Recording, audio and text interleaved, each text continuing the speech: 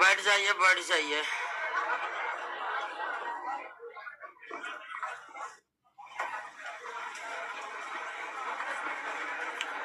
बैठिए बैठिए बैठिए, तेजी से। बातचीत बंद कर दीजिए और बताइए कहाँ पर आ गए थे। और हाँ, 7 नंबर चैप्टर। हाँ तो 7 दोस्तों ध्यान दीजिए। बोले थे 7 नंबर चैप्टर, क्या हाल है? वो कहाँ रहते हैं आप? इनको बोल रहे हैं रोज क्लास आते हैं? ओहो, वास दिखाई देगा। देखिए कहाँ जाकर बैठ गए आप। चलिए ध्यान दीजिए। 7 नंबर चैप्टर के बारे में बताए थे कि बहुत लेंदी सब्जेक्ट्स है और इसमें ऑर्गेनिक केमिस्ट्री बेस है। जबकि दरोगा एग्जाम के सिलेबस को देखें तो इस चैप्टर का जो जितना बड़ा सिलेबस है कॉन्सेप्ट विकसित करने के लिए, वो काफी लंबा हो जाता है। तो इसलिए हम बोले थे कि इस चैप्टर की जो महत्वपूर्ण चीज है वही हम नोट्स में दिए हैं। है बहुत, देखे होंगे प्रोटीन या वसा या फिर कार्बोहाइड्रेट, जो भी न्यूट्रिएंट है उनके बारे में जब हम विस्तार से पढ़ेंगे ना तो उसमें पूरी तरह ऑर्गेनिक केमिस्ट्री का समावेश है। आप साइंस से +2 किए होंगे तो क्लास 12 के में जरूर इसके बारे में पढ़े होंगे, पढ़े थे ना? तो मेनली रूप से यह टॉपिक में एक तरह से बायोलॉजी के टॉपिक में केमिस्ट्री का पूरी तरह से समावेश है, जबकि परीक्षा का स्तर उतने ऊपर उठकर प्रश्न पूछने का नहीं रहा है। तो इसीलिए हम बोले थे कि इस चैप्टर के जो महत्वपूर्ण अवधारणाएं हैं जितने हम नोट्स में दिए हुए हैं उसको आप पढ़ लीजिएगा। और पढ़े हैं कि नहीं?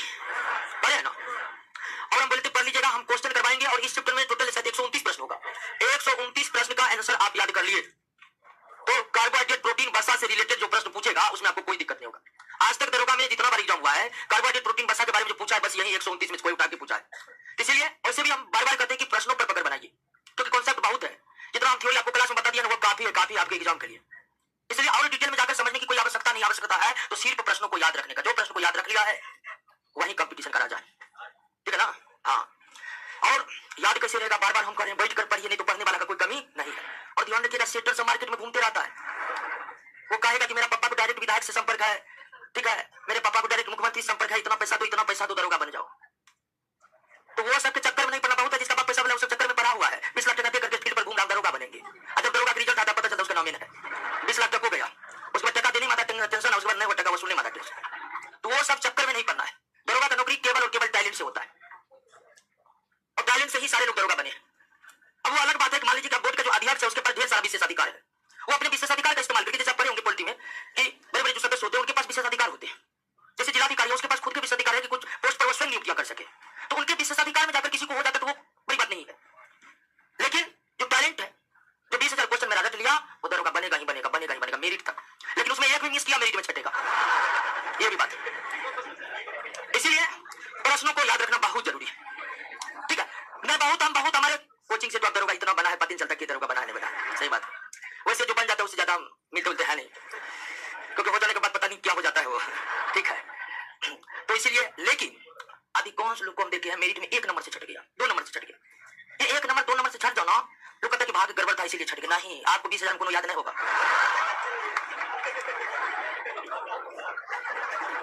ठीक है? तो निश्चित तौर पर 7 नंबर चैप्टर को आप पढ़ लिए होंगे, प्रश्नों पर आए। चलिए इधर ऑनलाइन भी बहुत जुड़ा है, मोना कुमारी सॉरी, पिंकू कुमार, ओम प्रकाश यादव, विकास कुमार सिंह। चलिए दोस्तों शुरुआत करते हैं। और हमको पता है बहुत नहीं पढ़ा होगा, हमको पता है, लेकिन जो नहीं पढ़े हैं वो तो दोषी सोचकर नहीं पढ़े होंगे कि भाई हमको दरोगा नहीं बनना है, या बहुत होता है कि गार्जियन के प्रेशर में पढ़ना आ जाता है। ऐसा भी बहुत स्टूडेंट है, लेकिन हम जानते हैं ज्ञान बिंदु में ऐसा स्टूडेंट नहीं हो सकता है, कहीं और रहे। इसीलिए सब पढ़े होंगे, हमको अंदाजा है। नहीं पढ़े तो आपको एक मौका देना है, आज 129 करवाएंगे, कल इसका उत्तर आपके वोट पर होना चाहिए दोस्तों। और बहुत बात है कि क्लास में जैसे हम बोल रहे हैं, बहुत को दिमाग में चल रहा होगा कि लेट कर रहा है, फालतू बात बोल के, ठीक है? ऐसा भी होता है, ऐसा होता है, ऐसा बहुत कम होता है, अपवादी मान लीजिए, ऐसा होता है, अपवादी में होता है। लेकिन दोस्तों हम आपको पता है, हमको पता है, बहुत तैयारी हम भी किए लेकिन नहीं हुआ, सही बात है। कोई झूठ मूठ का बहुत मास्टर बोलता है कि हम जितना रिजल्ट दिया उतना रिजल्ट। हम कहते हैं मेरा कोई भी एग्जाम फाइनल नहीं हुआ। और अगर क्यों नहीं हुआ, जब हम देखे तो उसमें सिर्फ एक चीज की कमी थी, सेल्फ स्टडी। घर पर बैठकर पढ़ते नहीं थे, जिसके कारण प्रश्नों को याद रखने की क्षमता घटते जाती है। आप कितना भी टैलेंटेड है, कितना भी बड़े से बड़े कॉन्सेप्ट को आप समझ रहे हैं, कोई मायने नहीं रखता अगर उस कॉन्सेप्ट से रिलेटेड आपको प्रश्न याद नहीं है, क्योंकि आपको परीक्षा में फाइनली ऑब्जेक्टिव प्रश्न बनाना है और वही चीज करवा रहे हैं। आइए एक नंबर पर पहला प्रश्न है, निम्नलिखित में कौन साधारणतः शरीर द्वारा नहीं बनाए जाते? ठीक है, शरीर द्वारा एंजाइम बनाए जाते हैं, हार्मोन बनाए जाते हैं, प्रोटीन बनाए जाते हैं, लेकिन विटामिन नहीं बनाए जाते।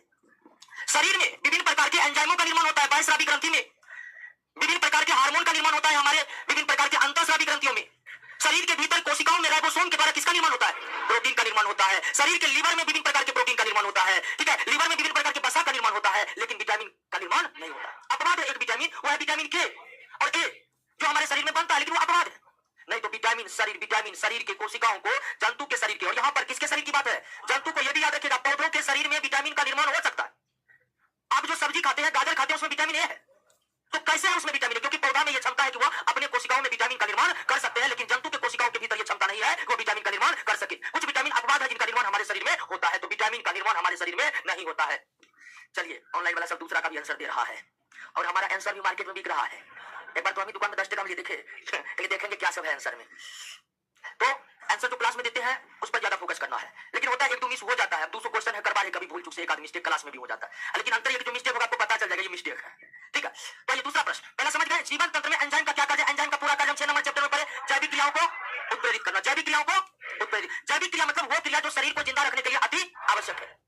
तो जैविक क्रियाओं को या जीवित रखने वाली जो रासायनिक अभिक्रिया शरीर के कोशिकाओं में होते रहना जरूरी है, वह रासायनिक अभिक्रिया केवल एंजाइम की उपस्थिति में ही संपन्न हो सकते हैं। यही एंजाइम का सबसे बड़ा काम है। नेक्स्ट, एक कार्बोहाइड्रेट होने के लिए एक यौगिक में कम से कम 3 कार्बन होना चाहिए। हालांकि आप मोनोसैकेराइड का परिभाषा पढ़े होंगे कि मोनोसैकेराइड ऐसा कार्बोहाइड्रेट है जिसमें 2 से लेकर 7 तक कार्बन के अणु होते हैं, लेकिन 2 वाला कोई मोनोसैकेराइड नहीं है। न्यूनतम जो मोनोसैकेराइड अभी तक प्राप्त हुए हैं वो है आपको ग्लिसरॉल्डिहाइड। क्या है? ग्लिसरॉल्डिहाइड, जिसका फार्मूला C3H6O3 है। तो सबसे सरलतम कार्बोहाइड्रेट ग्लिसरॉल्डिहाइड है और ग्लिसरॉल्डिहाइड C3H6O3, ये न्यूनतम कार्बन जो होनी चाहिए वो कितनी होनी चाहिए? 3 होनी चाहिए, 2 नहीं होगा आंसर। हालांकि मोनोसैकेराइड का परिभाषा यही है कि इसमें 2 से लेकर 7 तक कार्बन होते हैं, कार्बन के अणु होते हैं, लेकिन 2 वाला दोस्तों कोई मोनोसैकेराइड की प्राप्ति अब तक नहीं हुई है। जो न्यूनतम या सरलतम कार्बन अणु वाला कार्बोहाइड्रेट है वो है ग्लिसरॉल्डिहाइड, जिसका फार्मूला होता है C3H6O3। तो तीसरा आंसर सी होगा। कोई दिक्कत? चलिए, और ध्यान दीजिएगा कि ग्लूकोज, फ्रक्टोज, तो 3 ऐसे कार्बोहाइड्रेट हैं जिसके रासायनिक सूत्र बिल्कुल समान होंगे, समान होंगे। समान है, जैसे ग्लूकोज का भी वही रासायनिक सूत्र है, फ्रक्टोज का भी वही है। अब ये रासायनिक सूत्र समान है तो फिर ये अलग अलग नाम क्यों है? अलग अलग नाम विशेष प्रकृति के कारण है दोस्तों। निम्नलिखित में कौन सा कार्बोहाइड्रेट वनस्पति मतलब पौधे की कोशिका की आवश्यक है? वो कौन है? पौधे का कोशिका भित्ति किससे बने होते हैं? और सेलुलोज, चूंकि सभी वनस्पति कोशिका के कोशिका भित्ति का निर्माण करते हैं, तो प्रकृति में सबसे ज्यादा मौजूद रहने वाला भी कार्बोहाइड्रेट कौन है? सेलुलोज है। प्रकृति में सबसे ज्यादा मौजूद कार्बोहाइड्रेट भी कौन है? सेलुलोज है। कौन है दोस्तों? सेलुलोज है। माल्टोज के जल अपघटन से दोस्तों ग्लूकोज बनते हैं। 6 नंबर चैप्टर में पढ़े थे कि माल्टोज पच करके एक माल्टोज का अणु पूर्णतः पच करके 2 ग्लूकोज के अणु का निर्माण करते हैं। लैक्टोज पच करके ग्लूकोज और गैलेक्टोज बनाते हैं। सुक्रोज पच करके ग्लूकोज और फ्रक्टोज बनाते हैं। तो माल्टोज के जल अपघटन से, एक माल्टोज अणु के जल अपघटन से 2 ग्लूकोज के अणु प्राप्त होते हैं। एक लैक्टोज के जल अपघटन होने से 1 ग्लूकोज और 1 गैलेक्टोज के अणु प्राप्त होते हैं।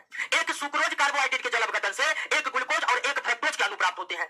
जल अपघटन का मतलब है जल की उपस्थिति में बड़े बड़े अणुओं को छोटे छोटे अणुओं में तोड़ देना। किसके सहायता से? एंजाइम की सहायता से। जल की उपस्थिति में बड़े बड़े अणु को एंजाइमों की मदद से छोटे छोटे अणुओं में तोड़ देना क्या कहलाता है? जल अपघटन कहलाता है। क्लियर हुआ बात? एक माल्टोज अणु का जल अपघटन करेंगे 2 ग्लूकोज के अणु प्राप्त होंगे। एक लैक्टोज का जल अपघटन करेंगे, 1 अणु लैक्टोज का जल अपघटन करेंगे तो 1 ग्लूकोज और 1 गैलेक्टोज के अणु प्राप्त होंगे। 1 सुक्रोज अणु का जल अपघटन करेंगे तो 1 ग्लूकोज 1 फ्रुक्टोज के अणु प्राप्त होंगे। क्लियर? ये 6 नंबर चैप्टर में बताए थे और ये सारा काम छोटी औत में होता है। कौन पर होता है? आगे बढ़े। निम्नलिखित में कौन सर्वाधिक मीठी शर्करा है? फ्रक्टोज। और ये प्राकृतिक है। ये क्या है? शर्करा को भी अंग्रेजी में दोस्तों शुगर कार्बोहाइड्रेट हम कह सकते हैं। तो सबसे प्रकृति में पाया जाने वाला सबसे मीठा कार्बोहाइड्रेट या मीठा शर्करा कौन है? फ्रक्टोज। प्रकृति में पाया जाने वाला सबसे ज्यादा मात्रा में कार्बोहाइड्रेट कौन है? सेलुलोज। सबसे ज्यादा मात्रा में सेलुलोज। सबसे मीठा फ्रक्टोज। फलों के मीठे स्वाद का कारण क्या है? फ्रक्टोज। शहद के मीठापन का कारण क्या है? प्रकृति का जो भी चीज आपको मीठा लगता है उसमें कौन से कार्बोहाइड्रेट उपस्थित है? फ्रक्टोज उपस्थित है। क्लियर हो गया दोस्तों? नेक्स्ट, सुक्रोज के जल अपघटन को इन्वर्सन कहा जाता है क्योंकि सुक्रोज के जल अपघटन में इन्वर्टेज एंजाइम भाग लेते हैं। कौन एंजाइम? इन्वर्टेज एंजाइम की उपस्थिति में ही सुक्रोज का जल अपघटन होता है, इसलिए सुक्रोज के जल अपघटन को क्या कहा जाता है? इन्वर्सन। 6 नंबर चैप्टर में बताए थे कि छोटी आंत में इन्वर्टेज एंजाइम सुक्रोज के 1 अणु को तोड़कर 1 ग्लूकोज और 1 फ्रक्टोज के अणु तैयार करते हैं। तो सुक्रोज का जल अपघटन क्या कहलाता है? इन्वर्सन कहलाता है। क्या क्यों कहलाता है? तो इन्वर्टेज एंजाइम की उपस्थिति में ही इस सुक्रोज का जल अपघटन होता है, इसीलिए इन्वर्सन कहा जाता है। नेक्स्ट, निम्नलिखित में कौन सा कार्बोहाइड्रेट टॉलेंस अभिकर्मक मतलब टॉलेंस रिएजेंट है। रिएजेंट प्रयोगशाला में इस्तेमाल किए जाने वाले रासायनिक पदार्थ होते हैं जिससे अननोन रासायनिक पदार्थ की जांच करके पता लगाया जाता है दोस्तों। तो टॉलेंस अभिकर्मक अंग्रेजी में रिएजेंट कहते हैं। क्या कहते हैं? रिएजेंट, जिससे लैब में चेक होता है कि कौन से रासायनिक पदार्थ है। यानी कि रिएजेंट ऐसे पदार्थ है जो अन्य पदार्थों से अभिक्रिया करके अन्य पदार्थों के रासायनिक गुणों को बताते हैं, या अभिकर्मक का इस्तेमाल रासायनिक पदार्थ के रासायनिक व्यवहार को जांचने में किया जाता है। तो टॉलेंस अभिकर्मक के साथ रिएक्शन करके रजत दर्पण मतलब एक ऐसे अणु के निर्माण करते हैं जो हो देखने में कैसे लगते हैं। तो याद रखना क्या? ग्लूकोज। याद रखना है ग्लूकोज। ठीक है, ऑनलाइन वाला सब 19,998 याद करेंगे। अमीनो अम्ल में पाया जाने वाला क्रियात्मक समूह फंक्शनल ग्रुप कौन है? तो दोस्तों अमीनो एसिड COH, इसको कहते हैं कार्बोक्सिलिक एसिड। क्या कहते हैं? इसको क्या कहते हैं? अमीनो। ऑर्गेनिक केमिस्ट्री से जरा सा भी आप परिचित होंगे तो जरूर आप फंक्शनल ग्रुप से परिचित होंगे। ठीक है, फंक्शनल ग्रुप एक ऐसे अणुओं का समूह होता है जिससे ऑर्गेनिक कंपाउंड के केमिकल प्रॉपर्टीज तय होते हैं। यानी कि एक कार्बनिक पदार्थ का रासायनिक गुण उसमें पाए जाने वाले क्रियात्मक समूह फंक्शनल ग्रुप ही तय करता है। और अमीनो अम्ल जिसके मिलने से प्रोटीन का निर्माण होता है, ये अमीनो अम्ल में कार्बोक्सिलिक एसिड भी फंक्शनल ग्रुप में पाए जाते हैं, अमीनो भी फंक्शनल ग्रुप में पाए जाते हैं। एक अणु में दोनों ही फंक्शनल ग्रुप उपस्थित रहते हैं, ए और बी दोनों। नेक्स्ट कहिए, बहुत आसान प्रश्न। बेरी विटामिन B1 की कमी से होता है। बेरी त्वचा से संबंधित रोग है जो विटामिन B1 की कमी के कारण होता है। रतौंधी विटामिन A की कमी के कारण, रिकेटस विटामिन D की कमी के कारण, अस्कर्वी विटामिन C की कमी के कारण। क्या हुआ? पता चलेगा कौन? अच्छा, बहुत अच्छा, क्या करिए, थोड़ा मैनेज करिए ना बेटी। चलिए, अरे ऑनलाइन वाला सब ठीक है। ऑनलाइन कोई भी बात किया तो दोस्तों यहीं से ब्लॉक मारेंगे, बात नहीं करना, सिर्फ आंसर देना। ऑनलाइन वाला सब क्या करता है? एक उसमें कमेंट कर दिया और उसके बाद सब उसमें लटका। जो कमेंट गड़बड़ सर्वर किया वो जब पढ़ रहा है वो उसके बाद कमेंट नहीं छोड़ता है और सब उसमें लगा खोज रहा है किधर है। तो बहुत टैलेंटेड स्टूडेंट सिर्फ पढ़ते भी नहीं है, वो अन्य के पढ़ने के माहौल भी बिगाड़ते हैं। ठीक है, तो ऐसे सबसे बचा रहना। जैसे आप बोले हैं कि अभी 20,000 क्वेश्चन याद करना है तो जाइएगा, बहुत सीनियर सब होगा। कितना बोला? 20,000। 10,000 बोला, तुम बहुत देखे दरोगा बनते हुए, आंख के सामने मुझको 10,000 याद नहीं था, दरोगा बन गया। आपका दिमाग में अच्छा, इसका मतलब तुझा खाली झूठे बोलता है, क्योंकि आसान चीज आप ज्यादा एक्सेप्ट करिएगा। ठीक है, कंपटीशन ये होता है कि आपको मोटा किताब देंगे कि ये पढ़ करके आपका रिजल्ट हो जाएगा, इसको पढ़ लीजिए पूरा। कोई आपको बताते कि ये पढ़ के मेरा भैया निकाले हैं, पतला वाला देगा, पतला वाला देगा, बोलेगा पतला है, यही पढ़ेंगे, इसको जल्दी पढ़ जाएंगे, ले लीजिएगा। अब बाद में मोटा पढ़ पाइए, पतला पढ़ पाइए, नहीं होता जी। 10 नंबर का आंसर होगा ए। निम्नलिखित में कौन सा विटामिन वसा में घुलनशील नहीं है? विटामिन बी और सी वसा में घुलनशील, बाकी सभी विटामिन वसा में घुलनशील है। ठीक है, और जो विटामिन वसा में घुलनशील नहीं है, जल में घुलनशील है, वो विटामिन हमारे शरीर में संचित नहीं हो सकते। जैसे कहेगा कौन विटामिन शरीर में संचित नहीं हो सकता है? बी और सी, क्योंकि हम जल पिएंगे ये उसमें घुल जाएगा, मूत्र के माध्यम से बाहर निकल जाएगा। विटामिन ए का प्रमुख स्रोत क्या है दोस्तों? गाजर दिखा तो छोड़ना नहीं है। ठीक है, गाजर। ठीक है, गाजर, दूध तथा गाजर। दूध तो हर चीज का स्रोत है, सिर्फ लोहा की कमी रहती है। निम्नलिखित में कौन पॉलीसेकेराइड है? स्टार्च और स्टार्च हो गया, सेलुलोज हो गया, काइटिन हो गया, ये सब क्या है? पॉलीसेकेराइड। क्या है दोस्तों? कार्बोहाइड्रेट प्रकार पढ़े थे, मोनोसेकेराइड, डाइसेकेराइड और पॉलीसेकेराइड। मोनोसेकेराइड, डाइसेकेराइड और सबके बारे में पढ़ लिया है। ठीक है, ग्लूकोज और फ्रक्टोज मोनोसेकेराइड है, ग्लूकोज और फ्रक्टोज मोनोसेकेराइड है। ये लैक्टोज मोनोसेकेराइड है, लैक्टोज डाइसेकेराइड है। लैक्टोज क्या है? डाइसेकेराइड है। गैलेक्टोज क्या है? मोनोसेकेराइड है। ग्लूकोज और फ्रक्टोज भी क्या है? मोनोसेकेराइड है। प्रोटीन के विघटन से क्या बनता है? अमीनो अम्ल। इसको इस तरह से भी पूछा जा सकता है कि प्रोटीन का जल अपघटन करने से क्या बनता है? अमीनो अम्ल। प्रोटीन का कुछ भी करिएगा, अमीनो अम्ल नहीं बनेगा, क्योंकि अमीनो अम्ल अणु से ही मिलकर बने होते हैं, अमीनो अम्ल से मिलकर ही बने होते हैं क्या? प्रोटीन। हाँ, इस चैप्टर में क्वेश्चन का नंबरिंग थोड़ा गलत है। ठीक है, प्रश्न है 129 से बहुत ज्यादा। ठीक है, लोगों को याद करने में दिक्कत होता था। ठीक है, वो देखता था 186, इसलिए बीच में घटा दिए। ठीक है, केन सुगर है कि ना? अभी भी आपको लगा होगा 129 है। आइए ना, इस चैप्टर में जो एकदम रट्टे मार है, कतबो कॉन्सेप्ट क्लियर करिएगा इस चैप्टर में, तो आपको ऑर्गेनिक केमिस्ट्री आएगा तभी कॉन्सेप्ट क्लियर होगा। अब ऑर्गेनिक केमिस्ट्री में पूछेंगे फिर केमिस्ट्री पढ़ना पड़ेगा, तो इस चैप्टर में एकदम रट्टा मार करना है, सीधे रखना है। जैसे केन सुगर का समान सूत्र क्या होता है? कोई दिमाग C12H22O11, यही है केन सुगर, यानी गन्ने के जो विशेष सुगर है उसका सूत्र। ठीक है, यानी ये सुक्रोज का सूत्र है। ये किसका? केन सुगर किसको कहते हैं? सुक्रोज को कहते हैं। केन सुगर किसको कहते हैं? सुक्रोज को कहते हैं। केन सुगर सुक्रोज को कहते हैं। नेक्स्ट, अमीनो एसिड की कुल संख्या 20। अमीनो एसिड की कुल संख्या 20 है, जिसमें 10 अनिवार्य अमीनो एसिड है और 10 अनिवार्य। ऐसे अमीनो अम्ल जिसका निर्माण शरीर के कोशिकाओं में हो सकता है उसे अनिवार्य अमीनो अम्ल नहीं कहते हैं, और ऐसे अमीनो अम्ल जो हमारे शरीर में निर्मित नहीं होते हैं, उन्हें केवल हम पौधों के उत्पादों से ही प्राप्त कर सकते हैं, उसे हम कहते हैं अनिवार्य अमीनो अम्ल। तो इसकी टोटल संख्या 20 है। स्टार्च या सेलुलोज के जल अपघटन से क्या मिलेगा? ग्लूकोज मिलेगा। ठीक है, गर्म करने पर प्रोटीन का विघटित होना विनेचुरीकरण कहलाता है। हाँ, अंग्रेजी में इसको डीनेचुरेशन हो जाएगा, तो विनेचुरीकरण कहते हैं। गर्म करने पर प्रोटीन का विघटित होना। अब प्रोटीन विघटित होने के बाद क्या बनेगा? अमीनो अम्ल बनेगा, क्या बनेगा? तब इतना लेट करते हैं। साइनोकोबाल्ट एमीन नाम दिया गया किसको? Vitamin B, vitamin B one का रासायनिक नाम थायमीन, विटामिन बी सिक्स का पैरोडॉक्सिन, विटामिन ए का, अरे तीनों इसको एकदम याद करना है, एकदम याद कर लेना है, उससे आपको याद ही होगा क्या? उपापचय, मेटाबॉलिज्म के दो मुख्य भाग होते हैं, कैटाबॉलिज्म और एनाबॉलिज्म। अब देखिए मेटाबॉलिज्म के दो भाग होते हैं, समझ गए? अब इस मेटाबॉलिज्म को हम पढ़ेंगे 9th नंबर, अगला चैप्टर 10th नंबर चैप्टर होगा उत्सर्जन। बायोलॉजी का जो 10वां चैप्टर है ना, उसका नाम है उत्सर्जन, excretion in plants and animals. वहां पर हम विस्तार से मेटाबॉलिज्म की चर्चा करेंगे, उपापचय की चर्चा करेंगे, ठीक है ना? तो इसको हम 10 नंबर चैप्टर में विशेष तौर पर पढ़ने वाले हैं। विटामिन सी का मुख्य स्रोत क्या? नींबू संतरा, खट्टे फल किसके स्रोत, अच्छे स्रोत माने जाते हैं? विटामिन नींबू और संतरा का, नींबू और संतरा का, नींबू और संतरा का। विटामिन की खोज किसने की? भांक ने की, भांक ने की थी। विटामिन की खोज भांक के द्वारा किया गया। एंजाइमों की क्रिया हेतु सबसे उपयुक्त तापमान 20 से 45, या आप ये भी याद रख सकते हैं शरीर के तापमान, यानी कि जैसे हमारा शरीर का तापमान कितना होता है, इस टेम्परेचर पर हमारे शरीर के एंजाइम सबसे बेहतर तरीके से काम करेंगे। तो एंजाइम की जो काम करने की सबसे उपयुक्त तापमान है वह है शारीरिक तापमान या शरीर का सामान्य तापमान। चलिए विटामिन ए का टिरिक रथ पर एक टॉफी, ये क्या है? टिरिक सब मांग रहा है। टिरिक तो और एक तो टिरिक सब पनीर, एक तो टिरिक याद रखने का टेंशन, और टिरिक याद हो गया तो टिरिक का मीनिंग याद रखने का टेंशन। अब इतना टेंशन लेकर के तो डायरेक्ट कहानी याद कर लेंगे क्या? हाँ, जो चीज याद नहीं हो रहा है ना, वो चीज रोज देखिए अपने याद। जैसे आप सब विटामिन का रासायनिक नाम याद कर लिए, एक दिन याद कर ले, उस दिन आपको लेट लगेगा, दूसरा दिन और कम समय लगेगा, तीसरा दिन और कम समय लगेगा, चौथा दिन मानी मन कह दीजिएगा याद हो गया। जो चीज याद नहीं उसको बार बार दिखा दीजिए, अपने याद हो जाएगा। अमीनो एसिड की श्रेणी का सबसे छोटा एवं प्रथम सदस्य, ठीक है? तो अमीनो एसिड कुल संख्या कितनी है? 10, सॉरी 20 कुल संख्या, जिसमें 10 अनिवार्य है, 10 अनिवार्य नहीं है, तो 20 है। अब कौन अनिवार्य कौन अनिवार्य नहीं है, इसका पूरा नाम दे दिया हम नोट्स में। अनिवार्य अमीनो अम्ल और जो अनिवार्य अमीनो अम्ल नहीं है, उन सबके नाम दे दिए। उसको आप 2-3 दिन 4 दिन या एक सप्ताह तक लगातार देखिएगा और कंटिन्यू आपको याद हो जाएगा। फिलहाल हम आंसर बता रहे हैं कि अमीनो एसिड श्रेणी का सबसे छोटा एवं प्रथम सदस्य ग्लाइसिन है। कौन है दोस्तों? ग्लाइसिन है, ग्लाइसिन, ग्लाइसिन। नेक्स्ट, हेलर परीक्षण के द्वारा अकार्बनिक एसिड की जांच की जाती है प्रयोगशाला में। प्रयोगशाला में हेलर परीक्षण यह जांचने के लिए होता है कि वह इनऑर्गेनिक है कि आप जानते हैं कि यौगिकों को 2 समूह में बांटा जाता है, ऑर्गेनिक और इनऑर्गेनिक। ऑर्गेनिक वो जिसमें कार्बन है, इनऑर्गेनिक वो जिसमें कार्बन की उपस्थिति नहीं है।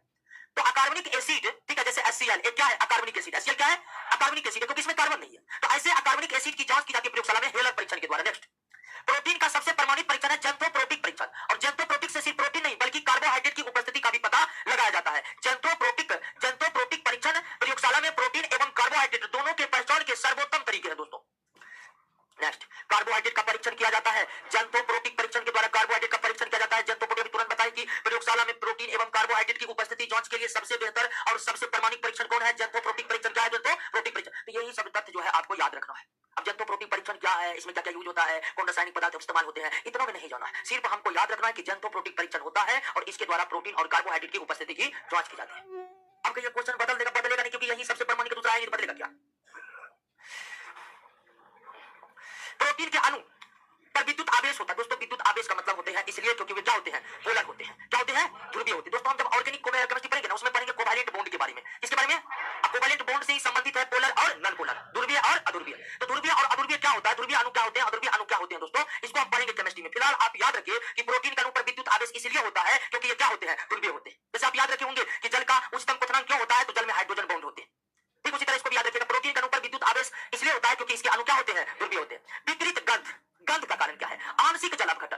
ठीक है, आंशिक जल अपघटन। जैसे शराब निर्माण फैक्ट्री के आसपास हमेशा गंध करते रहता है क्योंकि उसमें बहुत धीमी गति से क्या होते रहता है? जल अपघटन। पूरे जल अपघटन होने की प्रक्रिया लंबी चलती है, तब तक वहां पर इलाके पर क्या देते रहता है? गंध देते रहता है। या जहां देखिएगा देसी दारू जो बनाएगा जंगल में जाकर बनाएगा, क्योंकि बगल में बनाएगा पड़ोसी सूंघ लेगा कि बना रहा है।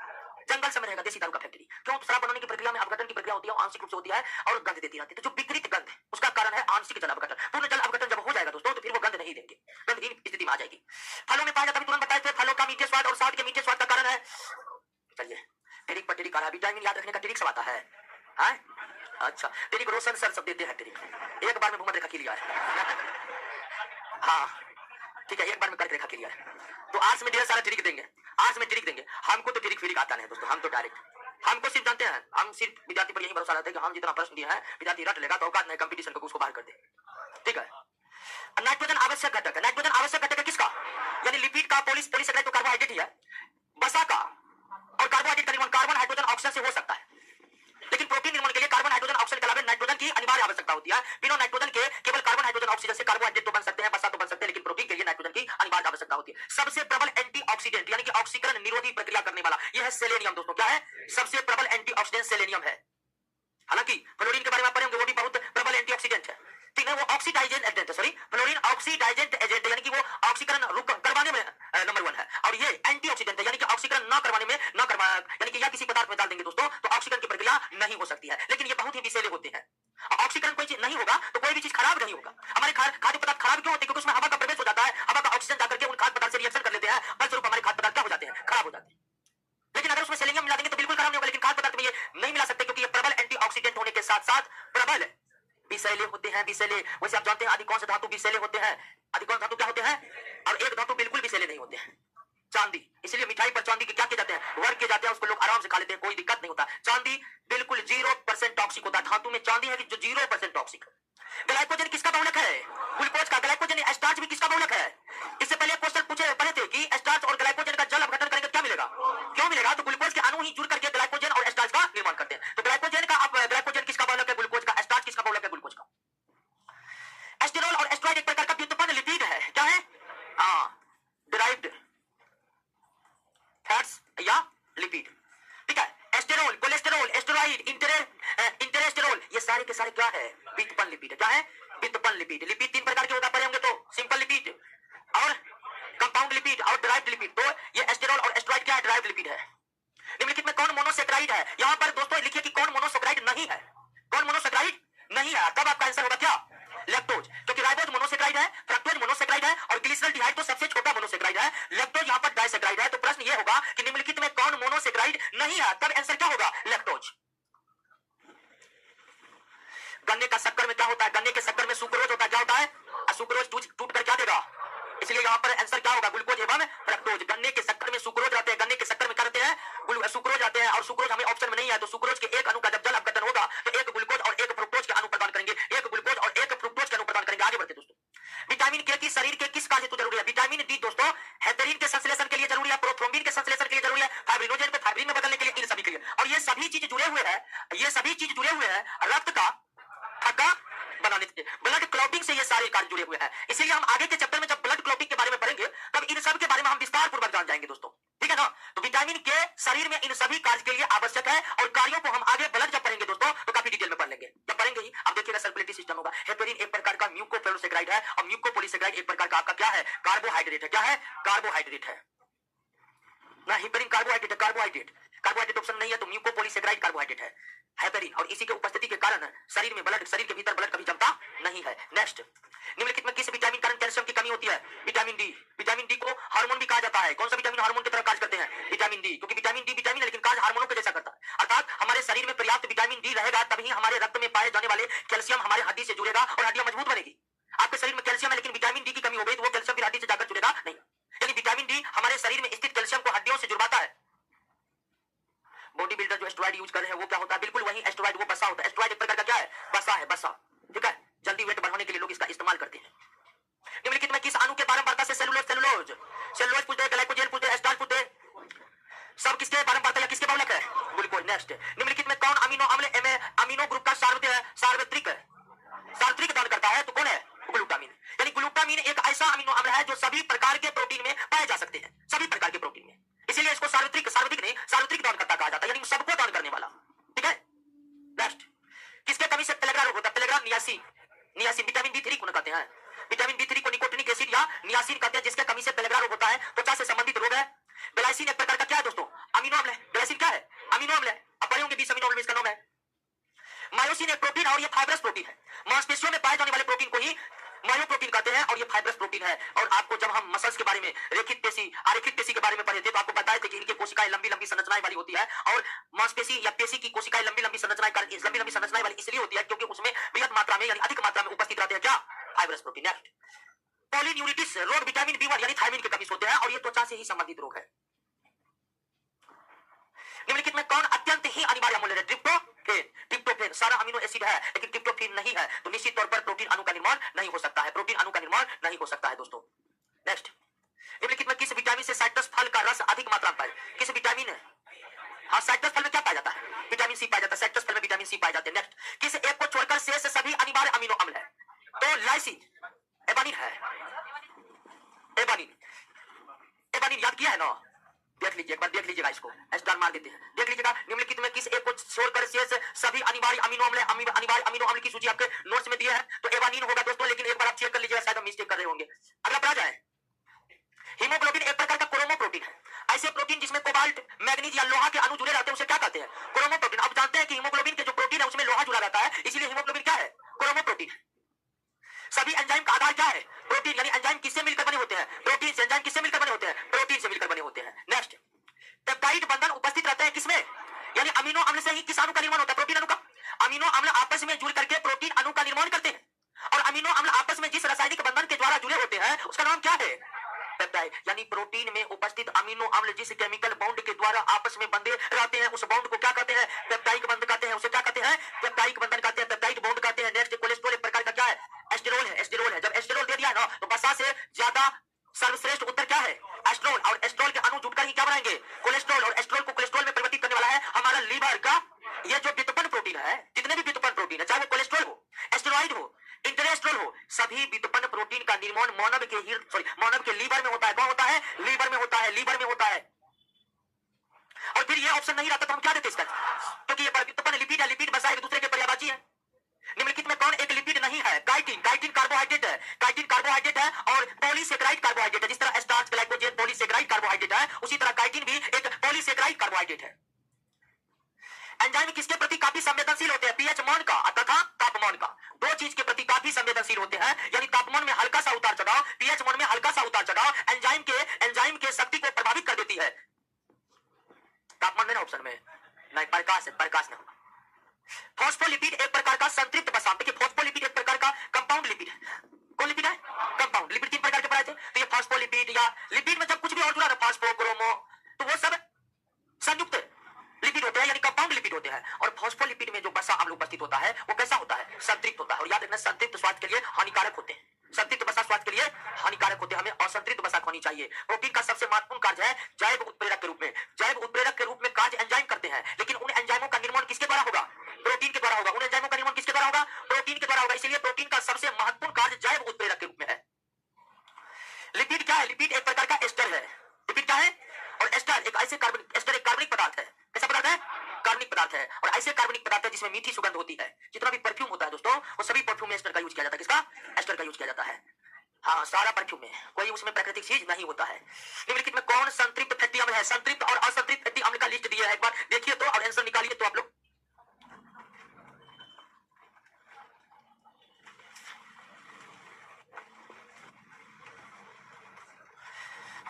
जल्दी से ऑनलाइन वाला बोलिएगा। 58 कैंसर, नरगिस खातून, संध्या कुमारी, साधना कुमारी, अजीत कुमार चौधरी,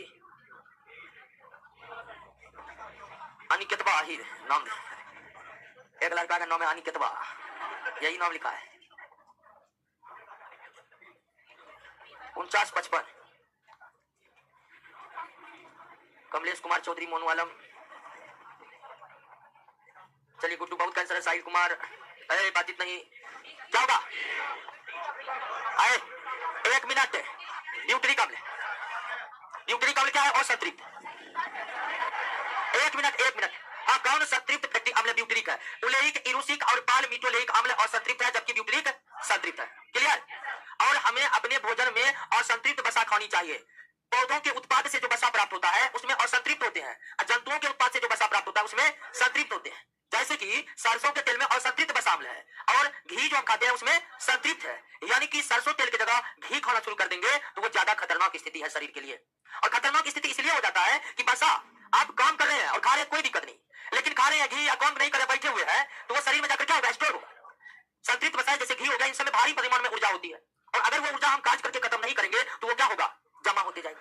ठीक है ना? जितना भी एकदम मोटे मोटे आंटी सबको देखे है ना, देखे ना सारे, हाँ 5 बजे एकदम सुबह दौड़ते रहता है, उतने मोटे मोटे क्या हो गए? खा रहा है पूरा, खाने में कोई कमी नहीं है, लेकिन खाने से जो ऊर्जा मिल रहा है वो खर्चे हो रहा है। बहुत देखे कि खाना खाता है टूस टूस कर, फिर ऊर्जा खत्म करने के लिए जिम पकड़ता है ना जी? तो जिम जाने की जरूरत है, खाना ही उतना लेंगे जितना आप खर्च कर पा रहे हैं। और सबसे मोटे मोटे लोगों से हमको कोई दिक्कत नहीं, लेकिन ये दिक्कत है हल्ला फैलाते रहेगा। 5 बजे टहलना चाहिए, आदमी को 5 बजे नींद आता है अच्छा से, ठीक है? हाँ, तो कोई टहलने वाले का जरूरी नहीं है, घर में बैठकर पढ़ने का जरूरी है। अब फिजिकल है तो सुबह दौड़िए जाकर के, अब नहीं फिजिकल है तो काहे सुबह आराम से सोइए, ठीक है? ठीक है ना, क्योंकि वही एक समय है जब नींद सबसे ज्यादा। रात में जाकर पढ़िए, कोई दिक्कत नहीं, क्योंकि रात में आपका दिमाग मस्तिष्क 100% एफिशिएंसी के साथ काम करेगा। अरे हम जो कहते हैं उसको फॉलो करिए। ठीक, आइए आपने बोलेंगे। चलिए इतना बोलने के बाद बोले, रोशन सर बोले थे। अच्छा रोशन सर से पूछ लेंगे तब कल मिला के बोलेंगे। वैसे कुछ भी बोलने, जो करना है आप अपने मन से करिएगा, हमको पता है। 59 नंबर पर आइए, निम्नलिखित तत्वों पर विचार कीजिए। जीवित पदार्थ में सर्वाधिक मात्रा में पाया जाने वाला जल है जो अकार्बनिक पदार्थ है। बिल्कुल, जल में कार्बन उपस्थित है तो अकार्बनिक पदार्थ है। कार्बनिक पदार्थ के रूप में जीवित पदार्थ में सबसे ज्यादा प्रोटीन पाया जाता है। बिल्कुल सही है, ठीक है। तो और ये कथन पौधा के लिए भी सही है और ये जंतु के लिए भी सही है। पौधों के शरीर में भी सर्वाधिक मात्रा में क्या उपस्थित है? जल, और जल के बाद सर्वाधिक मात्रा में प्रोटीन। पपीते में मुख्य रूप से पाया जाता है विटामिन सी। ध्यान दीजिए, पपीते में विटामिन ए भी पाया जाता है और विटामिन दोनों भरपूर मात्रा में पाए जाते हैं। लेकिन विटामिन ए में, पपीता में विटामिन ए की तुलना में ज्यादा क्या पाए जाते हैं? सी पाए जाते हैं। बात को समझिए, फिर से समझिए। पपीते में विटामिन ए और विटामिन सी प्रचुर मात्रा में पाए जाते हैं, लेकिन पपीते में विटामिन ए की तुलना में विटामिन सी ज्यादा पाए जाते हैं। इसीलिए आंसर यहाँ पर क्या दिया है? सी। निम्नलिखित में कौन एक कैलोरी फ्री आहार है? जल। जल पीने से कोई ऊर्जा की प्राप्ति हमें नहीं होती है, लेकिन ऊर्जा प्राप्ति की प्रक्रिया जल की उपस्थिति में ही संपन्न होती है। निम्नलिखित में कौन कार्बोहाइड्रेट आयोडीन के साथ नीला रंग देता है? स्टार्च। ये क्वेश्चन तो कई बार पूछा है कई एग्जाम में। स्टार्च जो पॉलीसेकेराइड है। निम्नलिखित में कौन कथन सही नहीं है? मानव शरीर की कोशिकाएं आवश्यक वसा अम्लों का संश्लेषण नहीं कर सकती है। ठीक है, सही है। आवश्यक यानी कि सभी वसा अम्लों का संश्लेषण नहीं कर सकती है, कुछ को भोजन के रूप में प्राप्त करना आवश्यक है। सही है। अमीनो अम्ल मानव शरीर से संग्रहित नहीं रहते हैं। बिल्कुल, कुछ रहते हैं कुछ नहीं रहते, तो ये भी सही है। प्रति ग्राम वसा की उपापचय से कार्बोहाइड्रेट एवं प्रोटीन की अपेक्षा अधिक ऊर्जा मिलती है। बिल्कुल, सबसे ज्यादा एनर्जी देने वाला कंपोनेंट कौन है? वसा। यानी ए भी सही है, बी भी सही है, सी भी सही। गलत कौन होगा? प्रोटीन केवल पादप स्रोतों से प्राप्त किया जाता है। बिल्कुल नहीं, प्रोटीन जंतु के स्रोत से, और सबसे ज्यादा प्रोटीन दोस्तों मछली में, मांस में जो होते हैं वो प्रोटीन से ही भरपूर होते हैं। निम्नलिखित में कौन सा जैव रूपांतरण मानव शरीर में अधिकतम ऊर्जा प्रदान करता है? तो मानव शरीर में ऊर्जा का स्रोत है वो क्या है? एटीपी का जल अपघटन होता है। एटीपी का क्या होता है? जल अपघटन होता है, और एटीपी का जल अपघटन होने से एडीपी प्लस ऊर्जा निष्कासित होता है। बासमती चावल के दाने पकाने पर लंबे हो जाते हैं एमाइलोज की उपस्थिति के कारण।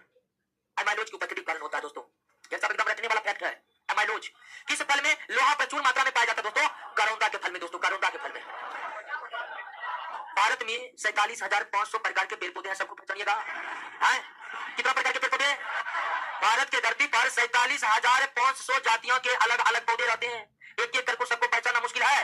याद रखिए, करौंदा में लोहा प्रचुर मात्रा में।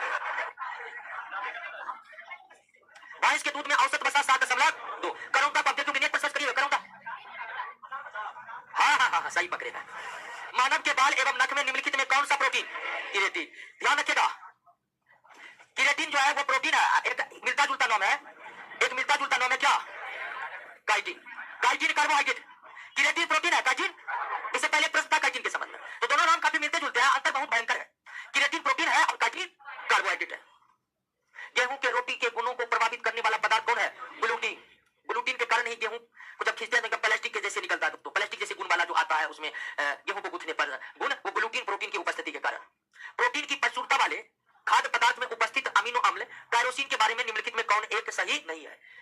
प्रोटीन की प्रचुरता वाले खाद्य पदार्थ में उपस्थित अमीनो अम्ल टायरोसिन के बारे में निम्नलिखित कथनों में कौन एक सही नहीं है? यह उदासी से लड़ सकता है? बिल्कुल लड़ सकता है, यह सही है। यह भावात्मक और पर्यावरणीय दबाव का सामना कर सकता है? बिल्कुल, यह भी कर सकता है। यह ऊर्जा स्तर को बढ़ाने में सहायता करता है? बिल्कुल, इसमें भी सहायता करता है। यानी कि यह बुढ़ापे के लिए उत्तरदायी मुक्त मूलक के विरुद्ध रक्षा कर सकता है? तो नहीं कर सकता है। बुढ़ापे के लिए उत्तरदायी मुक्त मूलक के विरुद्ध कार्य करने वाले पदार्थ को एंटीऑक्सीडेंट कहते हैं। क्या कहते हैं?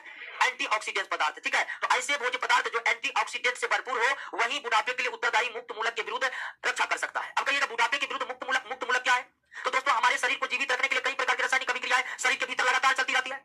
उन रासायनिक अभिक्रिया में कुछ हानिकारक, कुछ शरीर के लिए डेंजरस या शरीर के कोशिकाओं के लिए खतरनाक अणु निकलते रहते हैं, जो हमारे बुढ़ापे के लिए उत्तरदायी होते हैं। वैसे अणु को कम करने वाले पदार्थ को या उसे मूलकों को कम करने वाले पदार्थ को एंटीऑक्सीडेंट कहा जाता है। तो ये काम टायरोसिन नहीं करता है, बल्कि ये काम किसके द्वारा किया जाता है? एंटीऑक्सीडेंट के द्वारा। सूची 1 का सूची 2 के साथ सुमिलित कीजिए, कूट की सहायता से उत्तर दीजिए। रेटिनॉल से नेत्र संबंधी रोग होते हैं। टोकोफेरोल से बंध्यता जनन अंगों से संबंधित रोग है। साइनोकोबालिन से घातक रक्त अल्पता मतलब एनीमिया। पायरोडोक्सी से मानसिक व्याधि यानी मेंटल डिप्रेशन, 3 4 1 2। निम्नलिखित में कौन सा एक किसी स्वप्न को पर्याप्त अवधि तक याद रखने में विटामिन B6 पैरिडॉक्सिन अधिक समय तक स्वप्न याद रखने में सहायक होते हैं? निम्नलिखित में किसका निर्माण हमारे शरीर में नहीं होता है? दोस्तों यहाँ पर तो आंसर यही होगा। हालांकि विटामिन ए का निर्माण होता है, लेकिन उपलब्ध में सबसे सर्वश्रेष्ठ विकल्प यही है। और चूंकि ये पूछा हुआ प्रश्न है तो इसीलिए आप याद रखिएगा कि इस तरह का प्रश्न हो तब यही हमारा सबसे सटीक आंसर होगा। विटामिन ई का सबसे महत्वपूर्ण स्रोत क्या है? गेहूं, अंकुर का तेल या कोई भी अंकुरित खाद्य पदार्थ जो होते हैं वो विटामिन ई के सर्वोत्तम स्रोत माने जाते हैं। निम्नलिखित में कौन विटामिन ए का प्रचुरतम स्रोत है? आम। पपीते में भी विटामिन ए पाए जाते हैं, लेकिन उससे ज्यादा पपीते में विटामिन सी पाए जाते हैं, उससे ज्यादा पपीते में विटामिन सी पाए जाते हैं। निम्नलिखित में क्या आंत के जीवाणुओं द्वारा संश्लेषित होता है? विटामिन के आंत में और बड़ी आंत के कोलन में। बड़ी आंत के कोलन में कुछ खास प्रकार के बैक्टीरिया रहते हैं, बड़ी आंत के कोलन में कुछ खास प्रकार के बैक्टीरिया रहते हैं जो विटामिन के का संश्लेषण कर सकते हैं, यानी विटामिन के का निर्माण हमारे शरीर में कर सकते हैं। किसके अवशोषण में विटामिन सी मदद करता है? लौह। शरीर के भीतर कोशिकाओं के द्वारा लौह स्रोत से लौह का अवशोषण करने के लिए विटामिन सी की पर्याप्त मात्रा हमारे शरीर में होनी चाहिए। सात्विक विटामिन सी उपलब्ध ऑप्शन में मिर्च या मटर होगा दोस्तों। क्या होगा? मटर। ठीक है, मिर्च में मटर, मूली, कद्दू, मिर्च में सबसे ज्यादा विटामिन सी मिर्च में होगा। निम्नलिखित में कौन सा विटामिन और उसकी कमी से होने वाला रोग सुमेलित नहीं है? ये देखिए, राइबोफ्लाविन, विटामिन बी2, जबकि बेरी होता है विटामिन बी1 के कार्य सम्मिलित है, तो सी स्पष्ट रूप से दिख रहा है सम्मिलित नहीं है। तो बाकी सब संघातिक रक्तअल्पता मतलब घातक रक्तअल्पता मतलब एनीमिया। एओडी तो सेमी है ना। एंटीऑक्सीडेंट, अभी तुरंत एंटीऑक्सीडेंट के बारे में बताए थे। एंटीऑक्सीडेंट तत्व व्यक्ति के स्वस्थ बने रहने में किस प्रकार सहायक है? तो ये उपापचय के दौरान उत्पन्न मुक्त मूलों को क्या कहते हैं? निष्क्रिय करते हैं। सेब हृदय रोगियों के लिए विशेष महत्व का है क्योंकि ये बड़े स्रोत है केवल किसके? पोटेशियम के, केवल पोटेशियम के। जीवधारियों को कम से कम 27 तत्वों की आवश्यकता होती है, जिनमें से 15 धातुएं हैं। इनमें जो प्रभुत मात्रा में आवश्यकता होती है वो कौन है दोस्तों? सोडियम तो होती है लेकिन मैग्नीज नहीं होता। ये देखिए सर होगा बी। मिनरल्स के भी बारे में नोट्स में दे दिए थे। कौन ज्यादा मात्रा में उपयोग होता है? तो पोटेशियम है, सोडियम है, मैग्नीशियम है और कैल्शियम है। बी होगा इसका आंसर। नेक्स्ट, विटामिन क्या है? कार्बनिक पदार्थ। जितने भी जैव अणु होते हैं, प्रोटीन, कार्बोहाइड्रेट, वसा, विटामिन, न्यूक्लिक एसिड, सब कार्बनिक के पदार्थ होते हैं। 6 महीने के शिशु को पानी नहीं पिलाना चाहिए क्योंकि शिशुओं के वृक्क यानी किडनी उतने परिपक्व नहीं होते हैं कि वे पानी के घुले तत्वों को उत्सर्जित करें। इसलिए 6 महीने से पहले शिशु को पानी नहीं पिलाना चाहिए क्योंकि उसके किडनी जो है उतने परिपक्व नहीं होते हैं। कोबरा सांप के बीच में लाइसोलेसिथिन नामक एंजाइम पाया जाता है। लाइसोलेसिथिन नामक एंजाइम पाया जाता है। लाइसोलेसिथिन कोबरा सांप के बीच में। निम्नलिखित कौन एक जल में घुलनशील है? देखिए, जो पॉलीसेकेराइड कार्बोहाइड्रेट होते हैं वो जल में घुलनशील नहीं होते, लेकिन एकमात्र पॉलीसेकेराइड ग्लाइकोजेन है जो जल में क्या है? घुलनशील है। पॉलीसेकेराइड कार्बोहाइड्रेट जल में घुलनशील नहीं होते हैं, फिर भी ग्लाइकोजेन ऐसे पॉलीसेकेराइड कार्बोहाइड्रेट है जो जल में क्या होते हैं? घुलनशील। भोजन का एक प्रमुख अंग क्या है? प्रमुख अंग कार्बोहाइड्रेट है। हमारे खाने को अगर 3 भागों में बांटा, 5 भागों में बांटा जाए तो 3 भाग सिर्फ क्या होते हैं? कार्बोहाइड्रेट। रोटी चावल खाते हैं तो रोटी और चावल सबसे ज्यादा होते हैं, वो किसके स्रोत है? निम्नलिखित में कौन सा पदार्थ मानव शरीर में ईंधन का काम करता है? कार्बोहाइड्रेट। ठीक है, कार्बोहाइड्रेट ईंधन का काम। अब बसा मोबिल का काम। कैप्सूल जो आप दवाई खाते हो एलोपैथिक दवाई, तो कैप्सूल के ऊपर कार्बन किसका बना होता है? और स्टार्च कार्बोहाइड्रेट है, पॉलीसेकेराइड कार्बोहाइड्रेट है और जल में अघुलनशील कार्बोहाइड्रेट है। शहद का प्रमुख घटक कौन है? फ्रक्टोज है शहद का प्रमुख घटक। फ्रक्टोज है। बताए हुए निम्नलिखित में कौन सी शर्करा तत्काल ऊर्जा के लिए ग्लूकोज, तत्काल ऊर्जा के लिए ग्लूकोज चाहिए। मानव शरीर में कार्बोहाइड्रेट का पुनः संग्रह ग्लाइकोजेन में होता है। 6 नंबर चैप्टर में बताए थे। और कहां पर होता है? तो हमारे लीवर में होता है। कहां पर होता है? लीवर में। एथलीट को निम्न में किससे जल्दी ज्यादा ऊर्जा मिलती है? कार्बोहाइड्रेट। ध्यान दीजिए, हमारे शरीर में ईंधन के लिए या ऊर्जा के लिए मुख्यतः किसका इस्तेमाल किया जाता है? और जब कार्बोहाइड्रेट खत्म हो जाता है शरीर में तब इस्तेमाल होता है किसका? अब प्रोटीन भी खत्म हो जाता है तब हमारा शरीर ऊर्जा के लिए अंत में इस्तेमाल करता है किसका? लेकिन कार्बोहाइड्रेट हमेशा उपस्थित है तो कभी भी ऊर्जा के लिए प्रोटीन और वसा का इस्तेमाल नहीं होता है। लंबे समय तक कठोर शारीरिक कार्य करने के पश्चात मांसपेशियों में थकान का कारण क्या है? नहीं, ग्लूकोज का अपचय है। ये लंबे समय तक जल्दी कार्य करने के कारण मांसपेशियों में जब थकावट हो तब उसका कारण क्या होगा? हाँ, यहाँ क्या है? लंबे समय तक। तो लंबे समय तक कार्य कर रहा था, ग्लूकोज का लेवल घट गया, ऊर्जा घट गई, क्योंकि ऊर्जा किससे मिलेगा? ग्लूकोज से। जब देखा कि तेजी से कठोर शारीरिक कार्य करते समय जब थकान आता है तब इसका आंसर क्या होगा? Electric acid. बात को समझ रहे हैं क्या बता रहे हैं? बस यही समझना। तो आगे बढ़िए। शरीर में ऊतकों या कोशिकाओं के निर्माण मुख्य रूप से कौन भाग लेते हैं? प्रोटीन भाग लेते हैं। प्रोटीन निम्नलिखित में क्या माना जाता है? प्रोटीन को शरीर का निर्माण करता माना जाता है क्योंकि शरीर का निर्माण नए कोशिकाओं के निर्मित होने से होगा और नए कोशिका के निर्माण में सबसे ज्यादा जरूरी कौन है? प्रोटीन। नेक्स्ट, जैविक सिस्टम में रासायनिक प्रक्रिया को तेज करने वाला यानी जैव उत्प्रेरक एंजाइम कौन है? एंजाइम। सोयाबीन में प्रोटीन होता है 42%। कितना प्रतिशत? सोयाबीन में प्रोटीन सबसे ज्यादा 42% होते हैं, 42%। नेक्स्ट, किसमें प्रोटीन नहीं पाया जाता है? चावल में। चावल कार्बोहाइड्रेट का स्रोत है। चावल किसके स्रोत है? कार्बोहाइड्रेट का स्रोत है। निम्नलिखित में किसमें प्रति ग्राम अधिकतम प्रोटीन? सोयाबीन। हाँ, सोयाबीन 42% सोयाबीन। अब सोयाबीन जो प्राकृतिक सोयाबीन है यानी कि तेल निकाला हुआ सोयाबीन जो हम खाते हैं न्यूट्रेला वाला, वो वाला सोयाबीन है। शाकाहारी अधिकतम प्रोटीन पाते हैं किससे? दालों से, क्योंकि दालें भी प्रोटीन के सबसे अच्छे स्रोत है।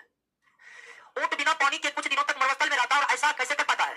अपने कुब्बर में जमा किए गए चिकनाई। चिकनाई का मतलब किससे है? बसा का। ऊंट के कुब्बर में बसा जमा रहते हैं और वे बसा का ऑक्सीकरण करके अपने शरीर में जल पैदा करने की क्षमता रखते हैं। ऊंट चिकनाई का मतलब यहाँ बसा से है। निम्नलिखित में यौगिक में किस समूह को सहायक आहार कारक कहा जाता है? विटामिन को। सहायक आहार कारक किसको कहा जाता है? विटामिन को। मानव शरीर में विटामिन ए कहां भंडारित रहता है? आप कोई भी विटामिन, कोई भी पोषक तत्व कहां भंडारित रहते हैं? विटामिन पूछ देगा विटामिन डी कहां भंडारित रहते हैं? यकृत में। लोहा कहां भंडारित रहते हैं? प्रोटीन कहां भंडारित रहते हैं? भंडारण का जगह ही क्या है? यकृत है। Thiamine vitamin B B2 sorry vitamin B1, vitamin B2 riboflavin है, विटामिन B1। शुष्का छिकोप है, ये आंखों से संबंधित रोग है शुष्का छिकोप, और सॉरी ये विटामिन ए के कारण होगा, विटामिन ए के कारण। शुष्का छिकोप ये किससे संबंधित है? आंखों से संबंधित है, आंखों से संबंधित है, और ये विटामिन ए के कारण, कमी के कारण होता है। नेक्स्ट, निम्नलिखित में किस विटामिन के कमी कारण मसूरों में रक्त आ जाता है? तो विटामिन सी के कमी कारण। विटामिन सी का रासायनिक नाम क्या है? एस्कॉर्बिक अम्ल है, जो खट्टे फलों में पाया जाता है। प्रतिरक्षा प्रदान करने वाला विटामिन ए है। क्या है? ए है। और विटामिन सी भी प्रतिरक्षा प्रदान करते हैं। निम्नलिखित में कौन विटामिन जल में घुलनशील है? सी। जल में घुलनशील है विटामिन सी। एक ये भी पूछा जाता है कौन विटामिन मूत्र के साथ निकलता है? तो मूत्र के साथ वही विटामिन निकलेंगे जो जल में घुलेंगे, तो जल में घुलते नहीं, वो मूत्र के साथ उत्सर्जित नहीं हो सकता है।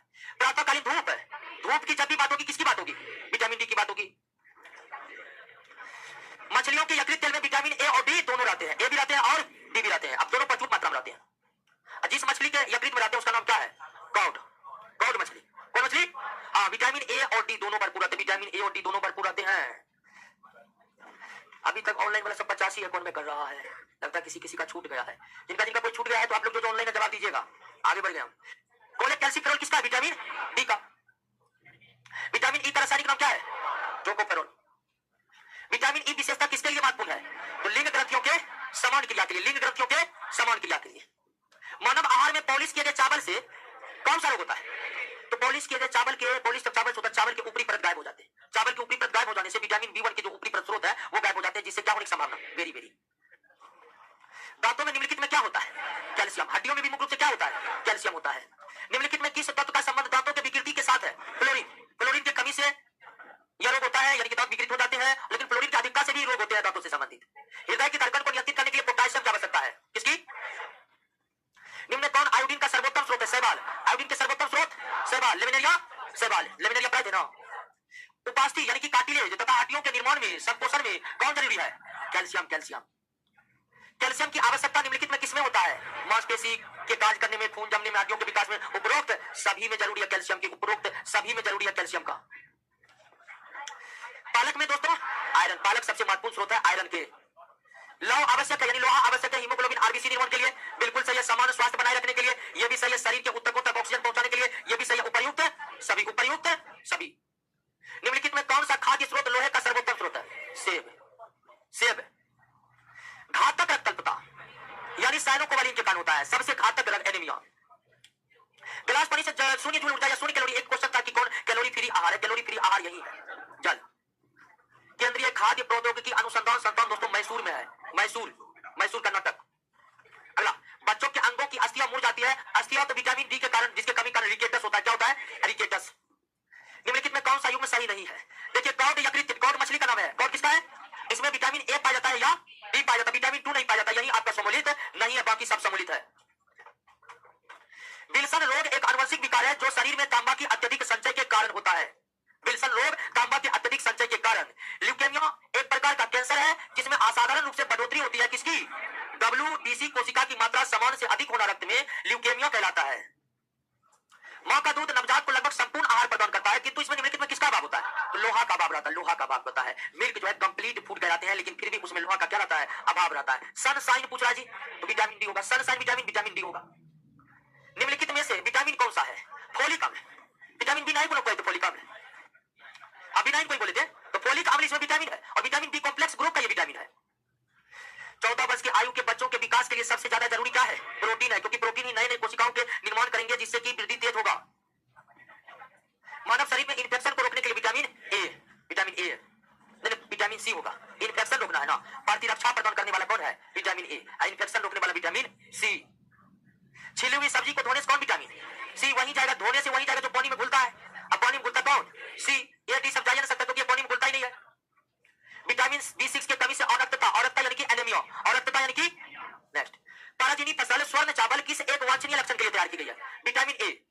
यानी कि पाराजीनी एक ट्रांसजेनिक फसल है, जेनेटिक इंजीनियरिंग के माध्यम से डीएनए में हेरफेर करके अच्छे गुणों के पौधे को पैदा करने वाले फसल को ही क्या कहते हैं? ट्रांसजेनिक क्रॉप कहते हैं। ये जेनेटिक इंजीनियरिंग के तहत तैयार होता है, जिसमें डीएनए में हेरफेर किए जाते हैं। केसिन जो दूध में होता है क्या है? कैरोटीन है। निम्नलिखित में किसकी उपस्थिति कारण दूध में मिठास आती है? लैक्टोज शर्करा कारण, लैक्टोज शर्करा कारण। कोलेस्ट्रॉल क्या है? कोलेस्ट्रॉल जंतु वसा में उपस्थित वसीय अल्कोहल है। वैसे अल्कोहल का जो फंक्शनल ग्रुप है हाइड्रोक्सिल, वो भी वसा के भी फंक्शनल ग्रुप है। तो जंतु वसा में उपस्थित वसीय अल्कोहल ही कोलेस्ट्रॉल कहलाते हैं। आहार में लवण, यानी कि जैसे हम सोडियम क्लोराइड नमक खाते हैं ना, नमक एक लवण है, तो आहार में लवण का मुख्य उपयोग क्या है? तो भोजन के लिए पाचन के लिए अपेक्षित हाइड्रोक्लोरिक अम्ल लघु मात्रा में कम मात्रा में पैदा करना। इसीलिए हम दोस्तों लवण यानी नमक का इस्तेमाल करते हैं। नमक में सोडियम क्लोराइड होता है ना, तो उस क्लोराइड का इस्तेमाल हाइड्रोक्लोरिक अम्ल बनाने के लिए हमारे शरीर में किया जाता है। वसा में घुलनशील टोकोफेरोल, नियासिन, तो विटामिन बी कॉम्प्लेक्स का हो गया, कैल्सीफेरोल, कैरोटीन और टोकोफेरोल। कैल्सीफेरोल हो गया vitamin D, carotene vitamin A, carotene का संबंध विटामिन ए से, टोकोफेरोल विटामिन ई, और तीनों ही विटामिन आपका वसा में क्या है? घुलनशील है। एक कार्यशील महिला को 45 ग्राम प्रतिदिन प्रोटीन लेना चाहिए। 45 ग्राम हो गया। शरीर की कैलोरी की आवश्यकता गर्मियों की अपेक्षा सर्दियों में बढ़ जाती है, क्योंकि सर्दी में शरीर का ताप बनाए रखने के लिए शरीर के भीतर मेटाबॉलिक प्रोसेस में भी क्या हो जाती है? वृद्धि हो जाती है, जिसके कारण अधिक ऊर्जा की जरूरत पड़ती है, इसीलिए भूख ज्यादा लगता है ठंड के समय। पौधे और जंतुओं में कार्बोहाइड्रेट किस रूप में संचित होते हैं? तो पौधे में स्टार्च और जंतु में ग्लाइको, पौधे में स्टार्च, जंतु में ग्लाइको। एक कठोर परिश्रम करने वाले पुरुष की दैनिक मात्रा कितनी? 4000 किलो कैलोरी। नवजात बच्चों के लिए सबसे आदर्श भोजन दूध। चलिए दोस्तों, हो गया है। अब 129 प्रश्न को याद रखिएगा।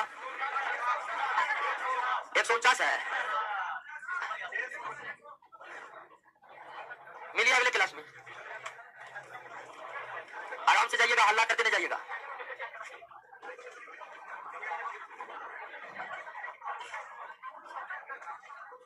क्वेश्चन याद रखने के लिए कौन सा विटामिन यूज कर सकते हैं? ऐसा नहीं है। 64, 65, 66, 67, 68, 69, 93 छूट गया है। 64, 65, 66, 67, 68। अरे कोई ऑनलाइन है तो 64, 65, 66, 67 का आंसर दीजिए। तो उसको जो ऑनलाइन है 64, 65, 66, 67, 68 और 93 का आंसर कमेंट कर दीजिए एक बार।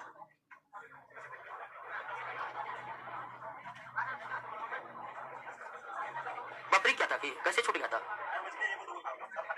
तो वीडियो रोक करके देख लीजिएगा एक बार।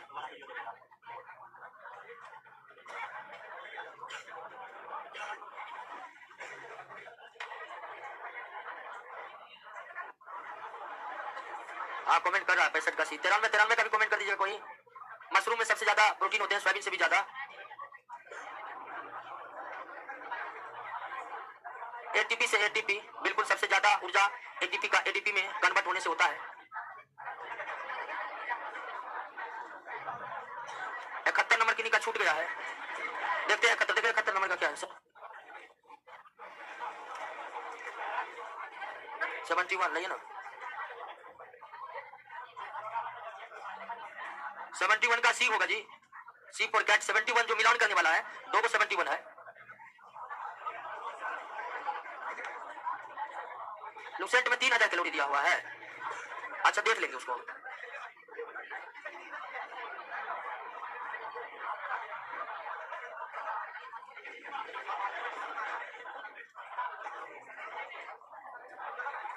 चलिए दोस्तों, अब जो छूट गया है वो वीडियो में देख लीजिएगा।